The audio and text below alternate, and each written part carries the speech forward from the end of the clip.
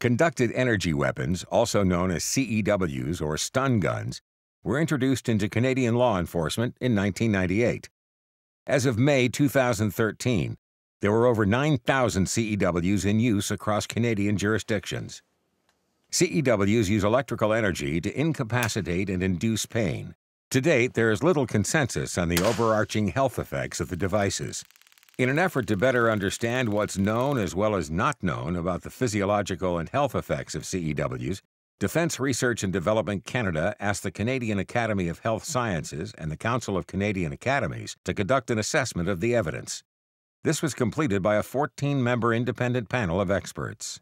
This was a gathering of world-class experts from around the world, not just Canada, whose expertise allowed an evaluation by them of what science can tell us about conducted energy weapons and what science can't now tell us.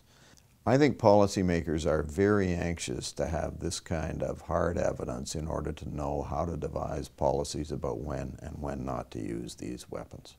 The body's response to a CEW depends on the electrical characteristics of the device as well as how it's used. While injuries following CEW use have been widely reported in the media, the role the devices played isn't clear given the lack of available information. The panel concluded there are a lack of high-quality experimental data and evidence on actual CEW incidents. The evidence that's available, however, shows that while potentially fatal respiratory and cardiac complications are possible, they would be rare. These weapons are used in very complicated circumstances where a number of factors are important. When these weapons are deployed, the chance of it being the sole cause of a terrible adverse impact is small. It's important for Canadians to understand and for policing authorities to understand that there is a biological plausibility to real adverse impacts from the use of conducted energy weapons. That requires better science to come to a firm conclusion than we have now. Evidence on CEW incidents suggests many factors may contribute to adverse outcomes. For example, drug use, restraint, and physical exertion. It's difficult to confirm the impact of any single factor in complex policing scenarios.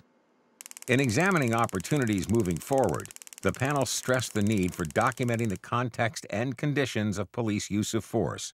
I think it's important to understand that the panel's view was not only do we need more studies, abstract scientific studies about the possible impacts of using conducted energy weapons, but it's also very important that there be a much closer monitoring of the results of using conducted energy weapons in a coordinated way across the country so that that information can also inform the future of policymaking about this.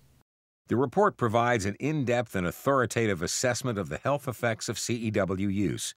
The panel hopes its work will serve to complement other initiatives on CEWs in Canada and abroad. For more information or to download a copy of the panel's report, visit the Council and CAHS websites.